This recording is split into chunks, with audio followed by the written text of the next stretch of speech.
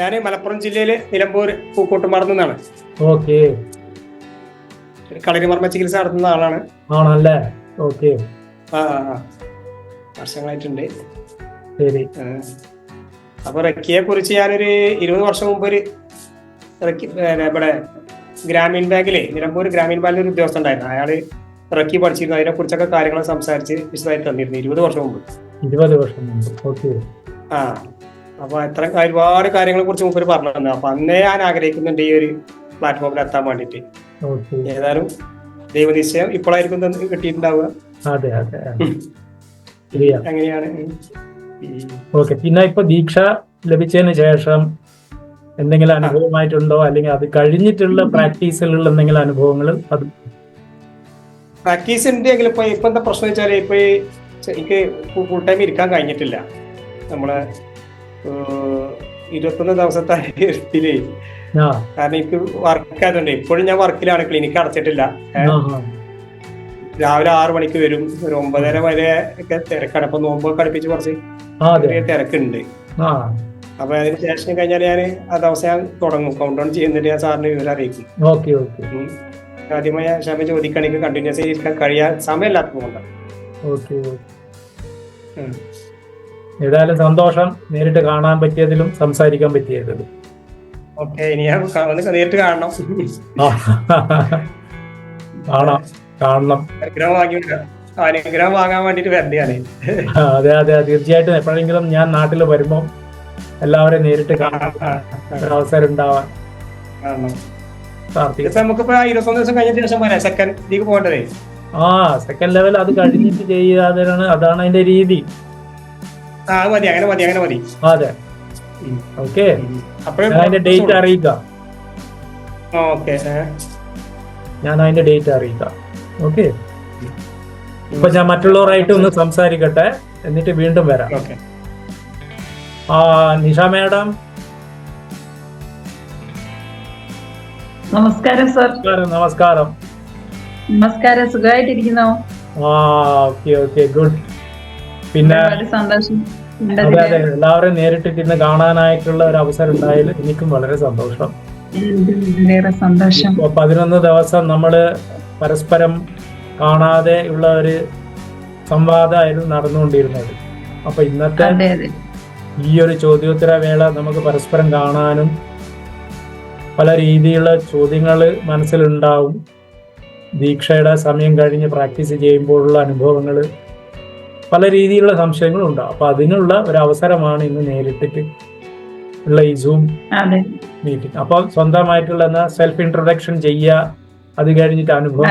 എന്റെ പേര് നിഷ എന്നാണ്. ഞാൻ തിരുവല്ലയിലാണ് താമസം.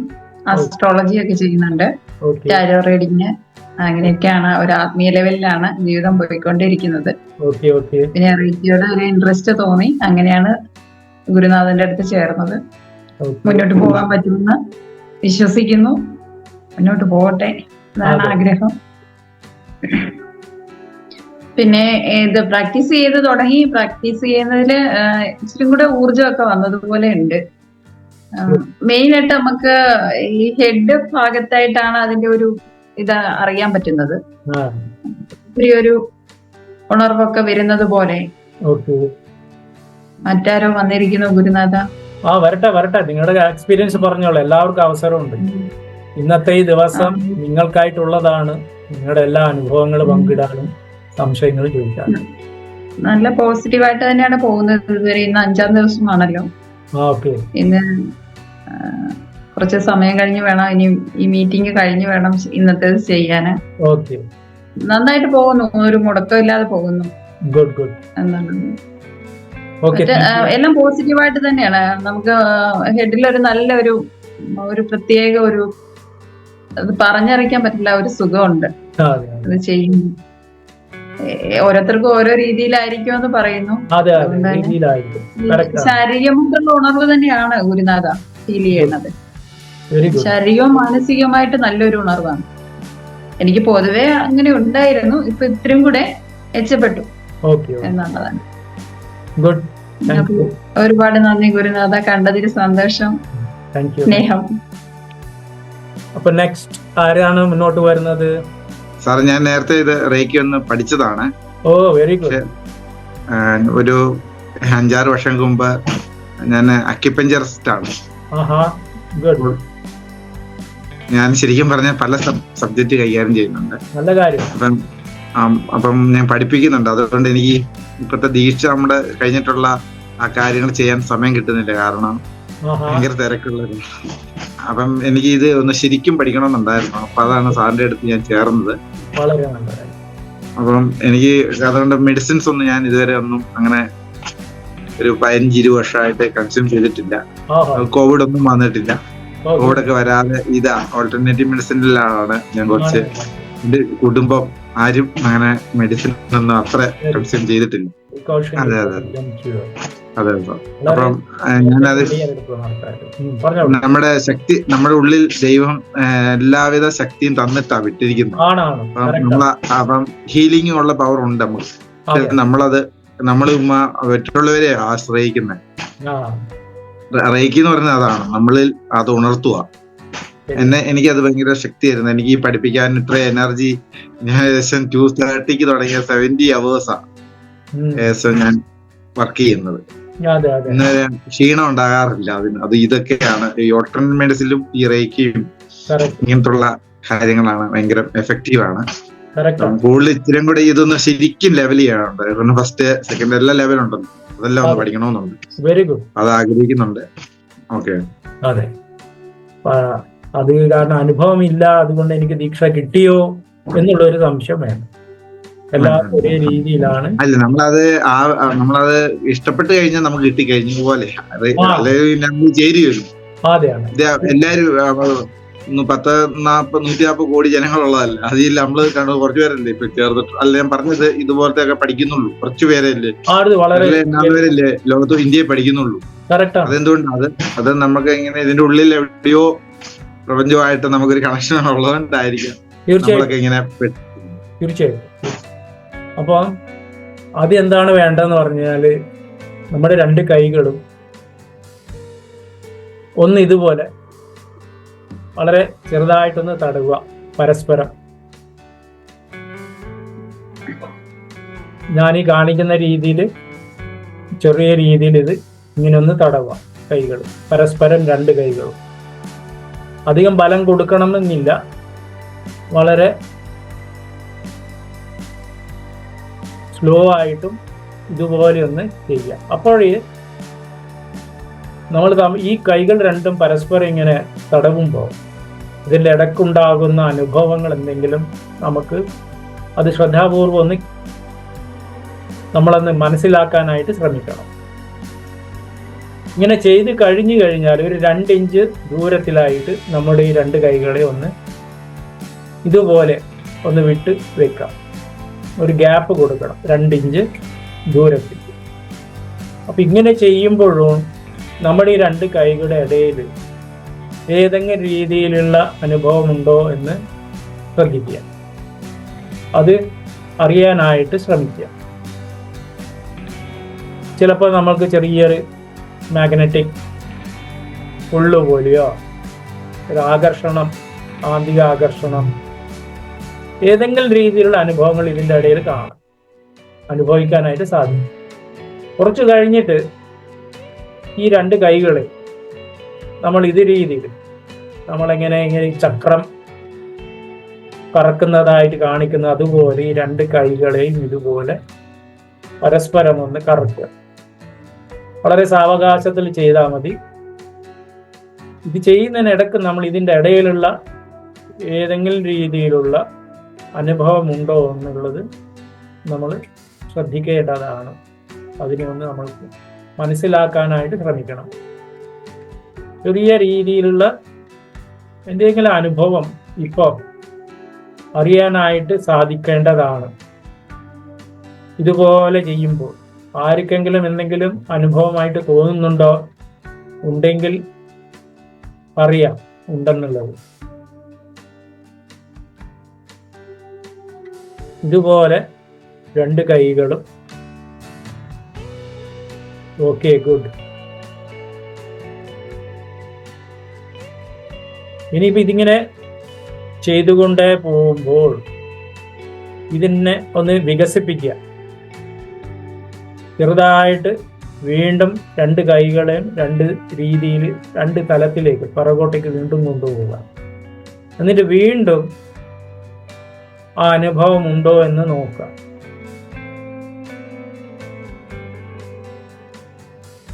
ചെറിയ ഫോഴ്സ്, ഒരു ശക്തി.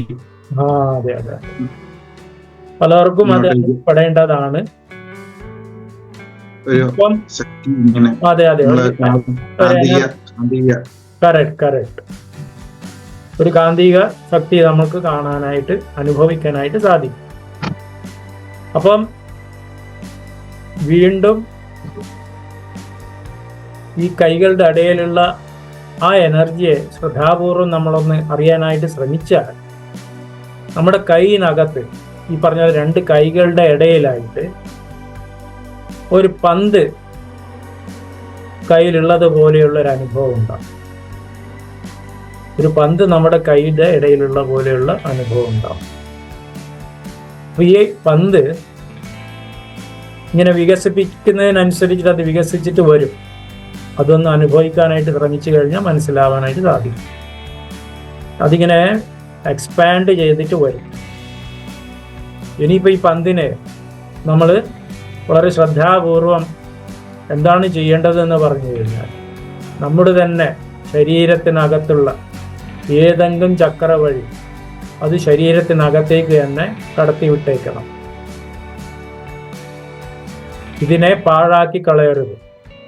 ഈ ഊർജത്താൽ സൃഷ്ടിച്ചത് നമ്മൾ ഈ പന്തിനെ നമ്മുടെ തന്നെ ചക്രകൾ വഴി ശരീരത്തിൻ്റെ അകത്തേക്ക് അതിനെ കടത്തിവിടുകയാണ്. ഉദാഹരണത്തിന് നമ്മുടെ 3rd eye ചക്രം വഴി ആ പന്തിനെ നമ്മുടെ തന്നെ ശരീരത്തിനകത്തേക്ക് കടത്തിവിട്ടേക്കാം. പിന്നെ പറയാനുള്ളത്, എനിക്ക് ഈ റേക്കി ബാൾ ഇതുപോലെ നമുക്ക് ഡെയിലി നമുക്ക് തന്നെ ഇതുപോലെ മാനിഫെസ്റ്റ് ചെയ്യുക, അതിനെ സൃഷ്ടിക്കുക. എന്നിട്ട് നമ്മുടെ ദിവസം കുടിക്കുന്ന വെള്ളത്തിന് കൊടുക്കാം. വെള്ളത്തിന് കൊടുത്തു കഴിഞ്ഞാൽ ആ വെള്ളം ഒരു മരുന്നിൻ്റെ രൂപത്തിൽ പ്രവർത്തിക്കാനായിട്ട് തുടങ്ങും. അതൊരു എനർജി ഡ്രിങ്ക് പോലെ ഡെയിലി കുടിക്കാം. അപ്പം 24 മണിക്കൂറിൽ ഒരു പ്രാവശ്യം ഇങ്ങനെ ചെയ്തിട്ട് ആ വെള്ളം കുടിക്കാനായിട്ട് ഉപയോഗിക്കാം. പിന്നെ 21 ദിവസത്തെ പ്രാക്ടീസിന് ശേഷം ഈ റേക്കി ബാൾ മറ്റുള്ളവർക്കും അയച്ചു കൊടുക്കാം. ഇപ്പൊ സുഖമില്ലെന്ന് പറയുന്ന ആൾക്കാർ ഏത് രീതിയിലുള്ള കാര്യത്തിന് വേണ്ടിയിട്ട് നമുക്ക് അവർക്കത് അയച്ചു കൊടുക്കാം. പക്ഷെ അത് 21 ദിവസത്തെ പ്രാക്ടീസിന് ശേഷം മാത്രം ചെയ്താൽ മതി. കാരണം അത്രയും പവർഫുള്ളാണത്. അത് നമ്മുടെ ശരീരത്തിന് കിട്ടിയിരിക്കുകയാണ്. ദീക്ഷ ലഭിക്കുന്നതോടുകൂടി നമ്മളൊരു ചാനലായിട്ട് മാറുകയാണ് ചെയ്യുന്നത്. നമ്മുടെ എനർജി ഒന്നും ഇതിൽ നമുക്ക് നഷ്ടപ്പെടുന്നേ ഇല്ല. നമ്മൾ പ്രപഞ്ചത്തിൽ നിന്നുള്ള ഊർജം നമ്മുടെ ശരീരത്തിൽ കൂടെ ഇങ്ങനെ ഒഴുകുക. ഇപ്പം ദീക്ഷ ലഭിച്ചതിന് ശേഷം അതാണ് സംഭവിക്കുന്നത്. നമ്മുടെ ക്രൗൺ ചക്ര, സഹസ്രാര ചക്രയിൽ കൂടെ അതിങ്ങനെ ഒഴുകാനായിട്ട് തുടങ്ങി. ഇപ്പോൾ അതാണ് ദീക്ഷയിൽ ഈ ചക്രാസിനെ തുറന്നു കൊടുക്കുന്ന ഒരു ടെക്നിക്കാണ്. അപ്പൊ പ്രപഞ്ചത്തിലെ ഊർജം വളരെ ഫ്രീ ആയിട്ട് ഫ്ലോ ആകാനും തുടങ്ങും. ക്രൗൺ ചക്രയിൽ നിന്ന് ഒഴുകിയിട്ട് അത് 3rd eye chakra, throat chakra, heart chakra and from our hands, നമ്മുടെ 2 കൈകളിൽ നിന്ന് അത് ഒഴുകാനായിട്ട് തുടങ്ങും. അതുപോലെ തന്നെ ഇത് ചക്രയിലേക്ക് കൊടുത്ത ചക്ര എന്തെങ്കിലും എനർജി കുറവാണെങ്കിൽ അത് ഹീലായി നമ്മുടെ ശരീരത്തിന് ഇത് കൊടുക്കുമ്പോൾ കൂടുതലും എനർജറ്റിക് ആയിരിക്കും. ശരീരം കുറേയൊക്കെ നേരത്തേക്കാളും ഉന്മേഷം ലഭിക്കാനായിട്ട് തുടങ്ങും. അപ്പൊ അതിനാണ് നമ്മൾ ഈ റേക്കി സ്വയം ചെയ്യുന്നതാണ്. ഇത് റേക്കി ബോൾ സൃഷ്ടിച്ച് സ്വയം ശരീരത്തിന് ഇപ്പം പഠിക്കുന്ന കാലഘട്ടമാണ് ഈ 21 ദിവസം. ഈ സമയങ്ങളിൽ ഷോൾഡറിന്റെ വലുപ്പത്തിൽ കിട്ടി. ഷോൾഡറിന്റെ വലുപ്പത്തിന് വെരി ഗുഡ്, വെരി ഗുഡ്. അപ്പം അത്രയും നിങ്ങൾക്ക് അത് അനുഭവിക്കാനായിട്ട് സാധിച്ചു. ഷോൾഡറിന്റെ വലിപ്പം. എനിക്കതുപോലെ ദീക്ഷ കിട്ടിയപ്പോ എന്റെ ഈ കയ്യിലും കാലിലൊക്കെ നല്ല തരിപ്പ് പോലെ ഇങ്ങനെ ശരിക്കും നമ്മള് ഫീലായി. ശരിക്കും കയ്യിലും കാലിലും നല്ലൊരു തരിപ്പ് വന്ന പോലെ ഫീൽ ആയി ശരിക്കും. പേരും സ്ഥലവും പറഞ്ഞിട്ടില്ല, മനസ്സിലായിട്ടില്ല, പറയണമെന്ന്. എന്റെ പേര് അർഷാദ് എന്നാണ്. അർഷാദ് എന്നാണ്. ഓക്കെ. ആ, എറണാകുളം സ്ഥലം. Okay okay. അപ്പൊ അനുഭവം എന്താണ് ചെയ്യുന്നത്? ബിസിനസ് ആണ്. അതുപോലെ അക്യുപഞ്ചർ പഠിച്ചിട്ടുണ്ട്. Very good. ഹിപ്നോട്ടിസം പഠിച്ചിട്ടുണ്ട്. ഗുഡ് ഗുഡ്, നല്ല കാര്യം. അപ്പൊ നമുക്ക് മറ്റുള്ളവർക്ക് റെക്കി നൽകുമ്പോൾ നമുക്ക് അതിന് 25% പോസിറ്റീവ് ആയിട്ടുള്ള കാര്യമാണ് പറയുന്നത്. നമുക്ക് കിട്ടും. 100% ആ വ്യക്തിക്ക് കിട്ടുകയാണെങ്കിൽ അതിൽ 25% നമുക്ക് സ്വയം പ്രകൃതി തന്നെ നമുക്കൊരു എഡീഷണൽ എന്ന് പറയുക, ഒരു ഗിഫ്റ്റായിട്ട് തരികയാണ്. അത് ഓട്ടോമാറ്റിക്കായിട്ട് ഡീഫോൾട്ടായിട്ട് അത് അങ്ങനത്തെ സിസ്റ്റം അങ്ങനെയാണ്. Okay okay, thank you. ഇനി വേറെ ആർക്കെങ്കിലും എന്തെങ്കിലും സംശയങ്ങളുണ്ടെങ്കിൽ ചോദിക്കാം. നമ്മൾ ഇനിയിപ്പോൾ 3ാമത്തെ സെഷൻ സംശയങ്ങൾ എന്താണ് ചോദ്യോത്തര വേള എന്ന് പറയുന്ന നമ്മുടെ ടോപ്പിക്കിലേക്ക് കടക്കാം. ഗുരുനാഥ, ചോദിച്ചോളൂ. നമ്മള് ഈ റേക്കി ബോൾ സൃഷ്ടിക്കുന്നതിന് മുമ്പേ എന്തെങ്കിലും പ്രെയർ ചെയ്യേണ്ടതോ മെഡിറ്റേഷൻ ചെയ്യേണ്ടതോ അങ്ങനെയുണ്ടോ? നമ്മൾ എപ്പോഴും, കാരണം നമ്മൾ പ്രപഞ്ചത്തിന്റെ ഊർജം ഉപയോഗിച്ചിട്ടാണ് ചെയ്യുന്നത്. അപ്പൊ ആദ്യം നമ്മൾ പ്രപഞ്ചത്തിന് നന്ദി പറയുക, എനിക്ക് ഈ റേക്കി ബോൾ സൃഷ്ടിക്കാനായിട്ടുള്ള ആ ഒരു കഴിവ് നൽകണേ എന്ന് നമുക്ക് യൂണിവേഴ്സിൻ്റെ അടുത്ത് പ്രാർത്ഥിക്കാം. ഒരു ഗ്രാറ്റിറ്റ്യൂഡ് എന്ന് പറയുന്നത് അതെപ്പോഴും നമുക്ക് ചെയ്യാം. അതുപോലെ തന്നെ ഈശ്വരന് പ്രാർത്ഥിക്കാം. ഞാനൊരു നോട്ട്സിൽ തന്നിരുന്നു 26 സ്ഥാനങ്ങൾ റെക്കി നൽകുമ്പോൾ നമ്മൾ എന്താണ് പറയേണ്ടത്, ആദ്യമായിട്ട് ചെയ്യേണ്ടത് എന്താണെന്നുള്ളത് ഒരു നോട്ട് PDF പറയുന്നുണ്ട്. I thank, അതെ, gratitude. I thank God for being here. ഇല്ലേ? അത് കഴിഞ്ഞിട്ട് I thank Reiki for being here. ഇത് പറയാം, ഇങ്ങനെ തന്നെ പറയാം. I thank Dr. Mikao Usui for being here. പിന്നെ I thank myself. ആ myself എന്ന് പറയുന്ന സ്ഥലത്ത് നിങ്ങളുടെ പേര് I thank Nisha for being here. ഈ രീതിയിൽ പറഞ്ഞിട്ട് നിങ്ങൾക്ക് റേക്കി ബോൾ മാനിഫെസ്റ്റ് ചെയ്യാം. അതുപോലെ സ്വയം ചികിത്സ ചെയ്യുമ്പോഴും മറ്റുള്ളവർക്ക് ചികിത്സ ചെയ്യുമ്പോഴും ഇതേ രീതിയിൽ ഗ്രാറ്റിറ്റ്യൂഡ് നമ്മൾ നമ്മുടെ സബ്മിറ്റ് ചെയ്യണം. മറ്റുള്ളവർക്ക് ചെയ്യുമ്പോൾ ആദ്യത്തെ 3 സെയിം തന്നെ ആയിരിക്കും. 4ാമത്തേതിൽ I thank whoever the person is, XYZ, whoever the person is, അവർക്ക് നന്ദി പറഞ്ഞിട്ട് ചെയ്യാം. ക്ലിയർ? ക്ലിയർ ആയി. Thank you. വേറെ എന്തെങ്കിലും സംശയങ്ങൾ ഉണ്ടെങ്കിൽ ചോദിക്കാം മറ്റുള്ളവർ. സാറേ, ഇത് അവസാനിപ്പിക്കുമ്പോൾ എന്തെങ്കിലും ചെയ്യണം? ഇപ്പം സാറ് പറഞ്ഞു തുടങ്ങുമ്പോ ഇത് പറഞ്ഞ് ഗ്രാറ്റിറ്റ്യൂഡ് ചെയ്യണമെന്ന് പറഞ്ഞു. അതെ അതെ, അതുപോലെ തന്നെ അവസാനിപ്പിക്കുമ്പോൾ എന്തെങ്കിലും ചെയ്യണം? സെയിം ഇതേ സംഭവം വീണ്ടും I thank myself for being. Times ഉണ്ടോ? ടൈംസ് ഉണ്ടോ? അതോ ഇല്ല, അത് നിങ്ങൾക്ക് പറയാം. എത്ര വേണമെങ്കിലും ഗ്രാറ്റിറ്റ്യൂഡ് നിങ്ങൾക്ക് എപ്പോഴും പ്രകടിപ്പിക്കാം. അത് തുടങ്ങുന്ന, പക്ഷെ കാര്യമായിട്ടും മനസ്സിലാക്കേണ്ടത് എന്ന് പറഞ്ഞാൽ തുടങ്ങുമ്പം ചെയ്യണം. അതേപോലെ ഇത് ചെയ്ത് കഴിഞ്ഞാലും നമ്മൾ ഗ്രാറ്റിറ്റ്യൂഡ് നമ്മുടെ അറിയിക്കണം. അപ്പോൾ റേക്കിയുടെ ഈ ദീക്ഷ ഫസ്റ്റ് ലെവൽ ലഭിക്കുന്നതോടുകൂടി നമ്മൾ സ്വയം പ്രാക്ടീസ് ചെയ്യുമ്പോഴാണ് ഈ ബ്ലോക്കേജസ് ഒക്കെ നീങ്ങി വരുന്നത്. അതിനാണ് 21 ദിവസത്തെ പ്രാക്ടീസ് വേണമെന്ന് നിർബന്ധപൂർവ്വം പറയുന്നത്. അപ്പോഴെന്താണെന്ന് പറഞ്ഞാൽ നമുക്ക് നേരത്തെ നമുക്ക് ചിലപ്പോൾ എന്താണ് നമ്മുടെ ഭാഗത്തു നിന്നുണ്ടായിരിക്കുന്ന ഇഷ്യൂസ് അല്ലെ പ്രശ്നങ്ങൾ നമുക്കറിയില്ല. ഈ ബ്ലോക്കേജ് വരാനുള്ള കാരണം കൂടുതലും എന്താണെന്നുള്ള അറിയില്ല. പിന്നെ ഈ ലൈഫിൽ മാത്രമല്ല, നമ്മുടെ പ്രീവിയസ് ലൈഫായിട്ടും കണക്റ്റഡ് ആണ് ഇതെല്ലാം. പുറമേ കാണുന്ന ഈ ശരീരം, പിന്നെ നമ്മൾ സ്ഥൂല ശരീരം എന്നാണ് പറയുന്നത്. ഇങ്ങനെ 3 കാര്യങ്ങളെ കുറിച്ച് പറഞ്ഞു നമ്മുടെ ശരീരം. സ്ഥൂല ശരീരം, സൂക്ഷ്മ ശരീരം, പിന്നെ ആത്മാവ്, ചൈതന്യം, ചേതന, പ്രാണൻ, എന്ത് വേണമെങ്കിലും പറയും. ഇങ്ങനെ 3 വ്യത്യസ്തമായിട്ടുള്ള ശരീരങ്ങളാണ് നമുക്കുള്ളത്. ഈ സൂക്ഷ്മ ശരീരം എന്ന് പറയുന്നത് നമ്മുടെ ഈ ശരീരം നഷ്ടപ്പെട്ടു, ഈ സ്ഥൂല ശരീരം നഷ്ടപ്പെട്ടു കഴിഞ്ഞാലും ഈ സൂക്ഷ്മ ശരീരം നിലനിൽക്കുന്നുണ്ട്. അതുകൊണ്ടാണ് പറഞ്ഞത് നമ്മുടെ പ്രീവിയസ് ലൈഫിലുള്ള ഇഷ്യൂസ് ആവാം നമുക്ക് തടസ്സങ്ങൾക്ക് കാരണമാവുന്നത്.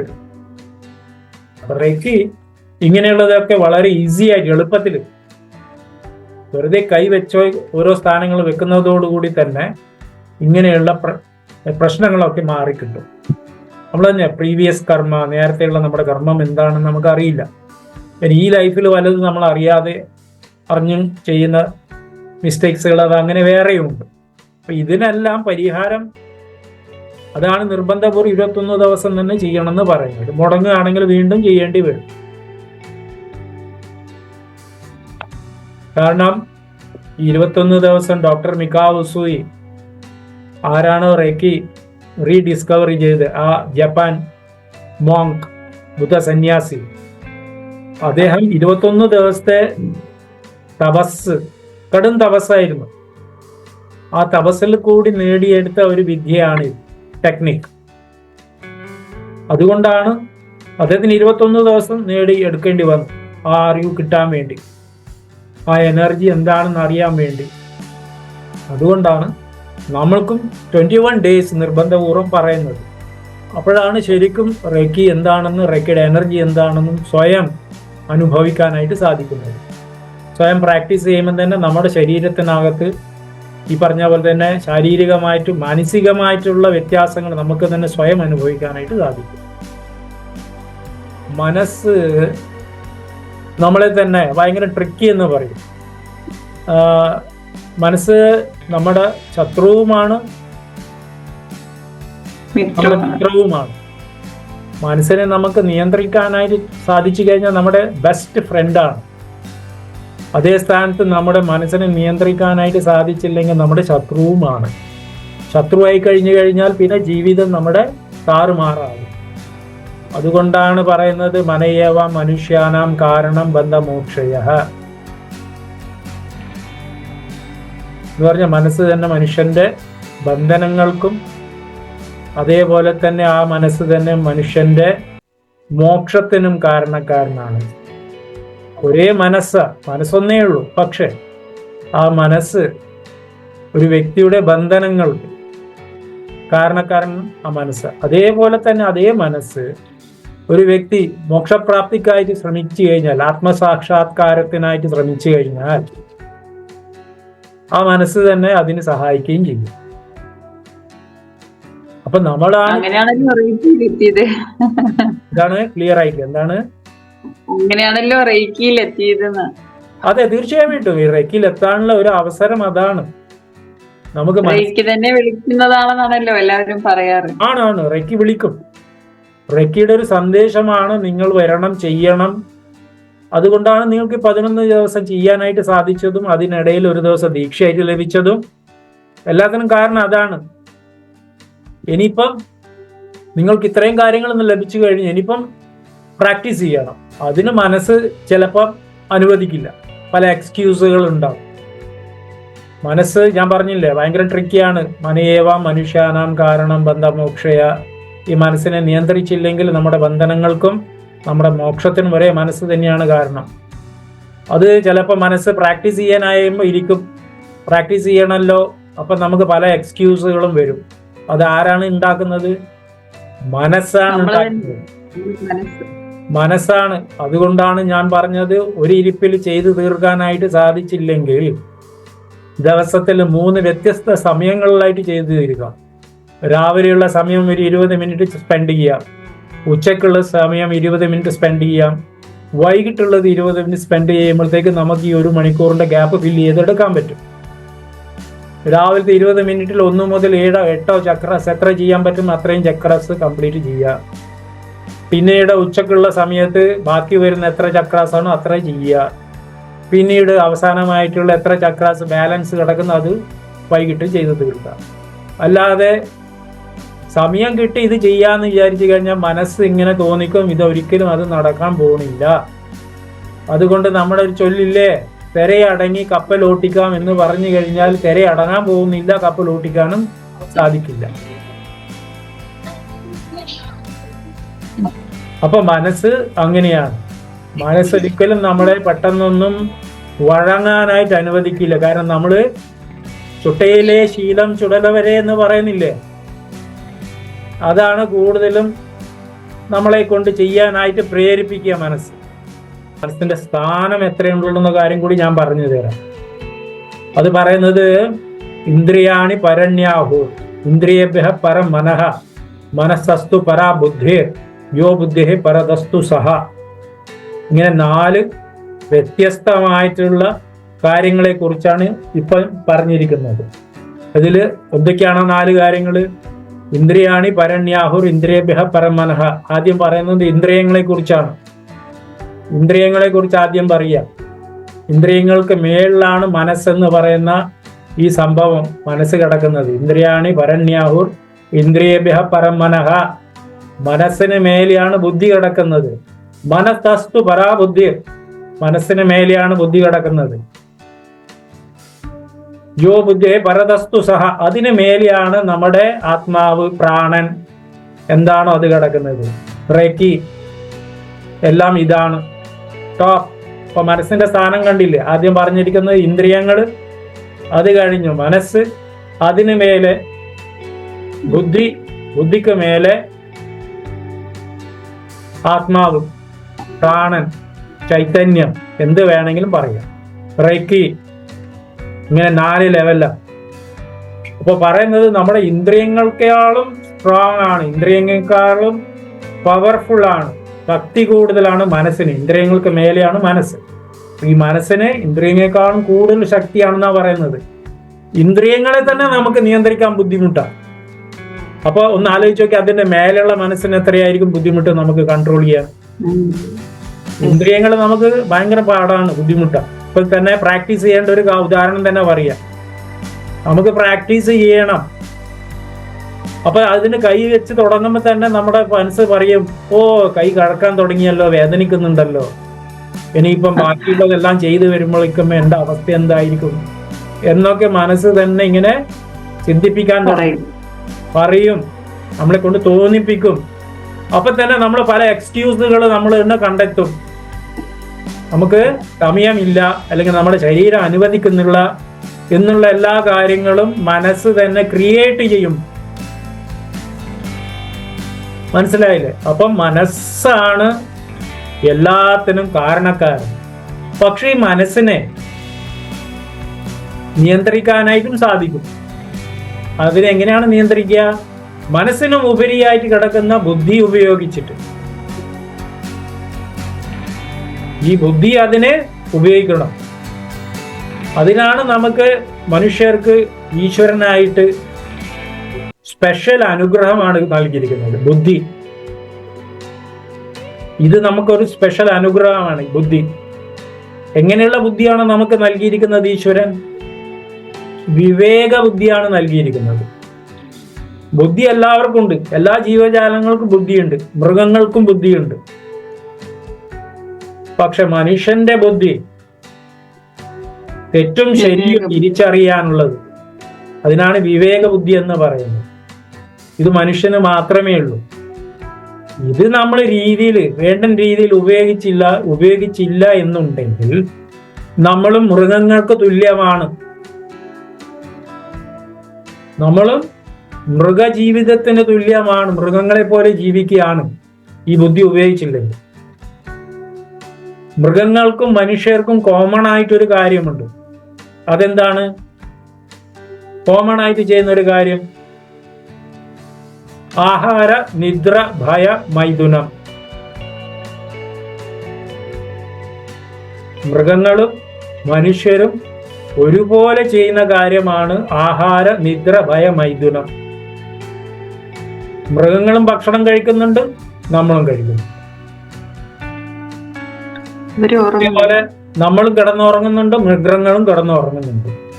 നമ്മൾ വീടുകള്, ഫ്ലാറ്റുകൾ കിടന്നുറങ്ങുന്നു, മൃഗങ്ങൾ റോഡിൽ, തെരുവിൽ എവിടെയും കിടന്നുറങ്ങുന്നു. വളർത്ത പട്ടിയാണെങ്കിൽ വീട്ടിൽ സുഖമായിട്ട് കിടക്കുന്നു. ഇനി ആഹാരം, നിദ്ര, ഭയം. മൃഗങ്ങൾക്കും ഭയമുണ്ട്, നമുക്കും ഭയമുണ്ട്, പേടിച്ചോണ്ടേയിരിക്കണം. പിന്നെ മൈഥുനം, സെക്സ് ലൈഫ്. അത് മൃഗങ്ങൾക്കുണ്ട്, മനുഷ്യർക്കും നമുക്ക് നൽകിയിട്ടുണ്ട്. സെക്സ് ലൈഫ് ഇത് കോമൺ ആണ്. മൃഗങ്ങളിലും മനുഷ്യരിലും കോമൺ ആയിട്ടുള്ള ഒരു കാര്യം ഇതാണ്: ആഹാര, നിദ്ര, ഭയ, മൈഥുനം. പക്ഷേ നമുക്ക് ഈശ്വരൻ ഒരു ബുദ്ധി നൽകിയിട്ടുണ്ട്. അതാണ് വിവേക ബുദ്ധി. അത് നമ്മൾ ഉപയോഗിച്ച് അത് രീതിയിൽ ജീവിച്ചില്ലെങ്കിൽ നമ്മൾ മൃഗത്തിന് തുല്യമാണ്, മൃഗജീവിതമാണ്. അപ്പൊ അത് നമ്മൾ ചെയ്യാം. അപ്പം മൂന്നാമത്തെ കാര്യം, ബുദ്ധി ഉപയോഗിച്ചാണ് ഇത് ചെയ്യേണ്ടത്. ഇത്രയും കാര്യങ്ങൾ നമ്മളത് ചെയ്യുമ്പോൾ നമുക്ക് എന്താണെന്ന് പറഞ്ഞു കഴിഞ്ഞാൽ നമ്മൾക്ക്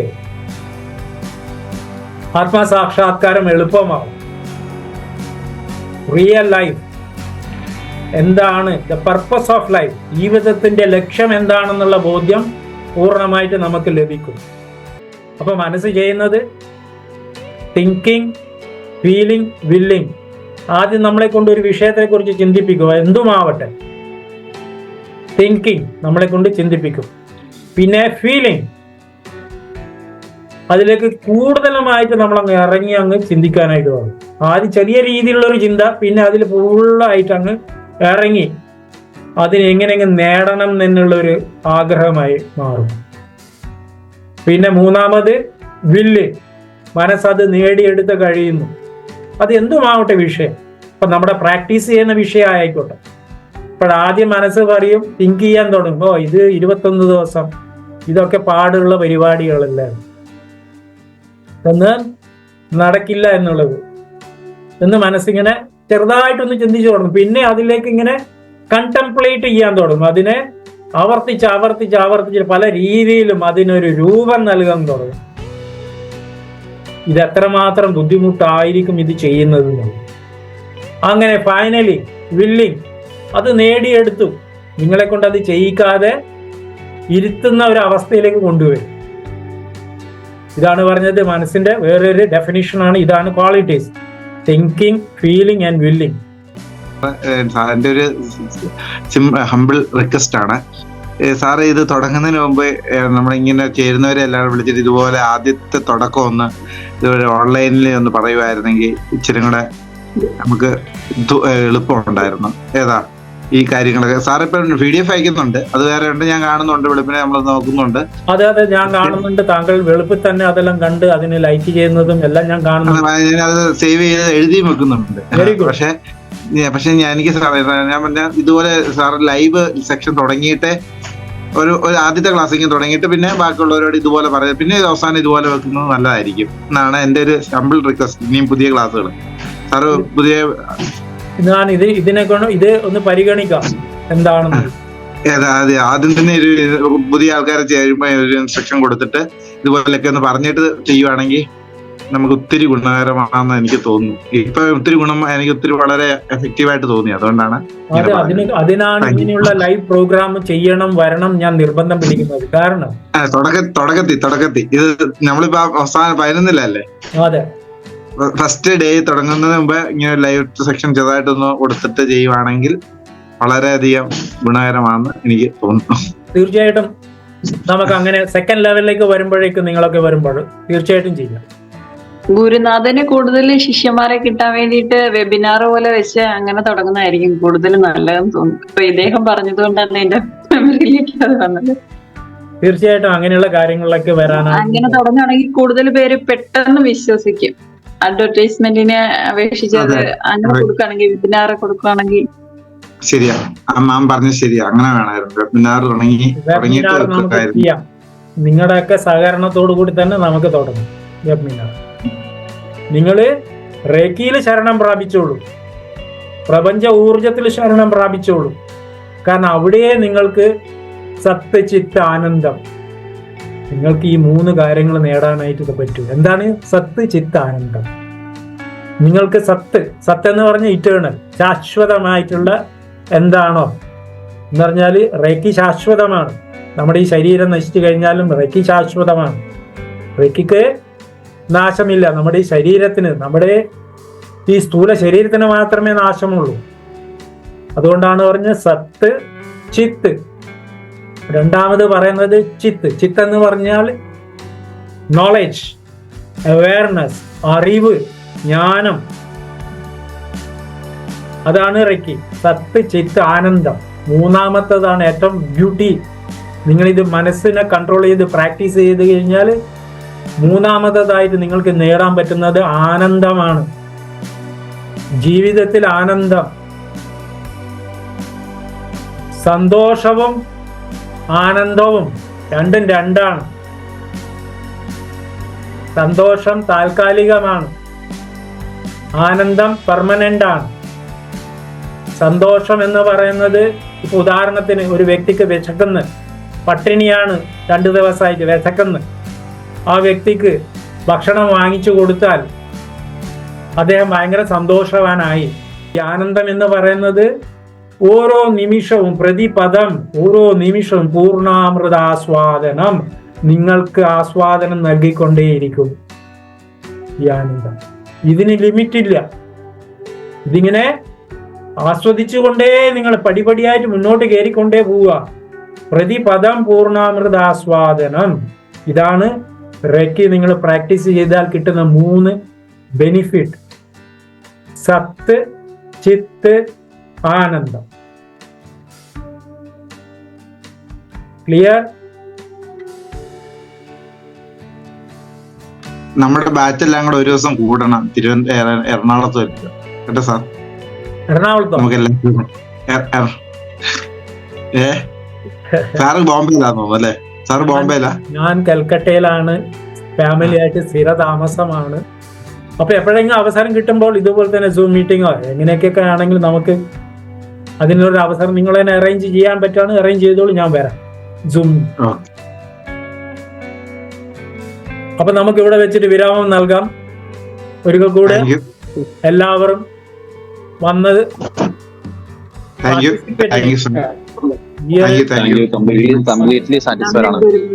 താങ്ക് യു സോ മച്ച്. വീണ്ടും എല്ലാവർക്കും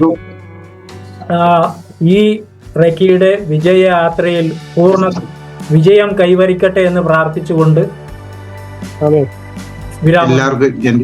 എല്ലാവർക്കും എന്റെ നമസ്കാരം. Thank you.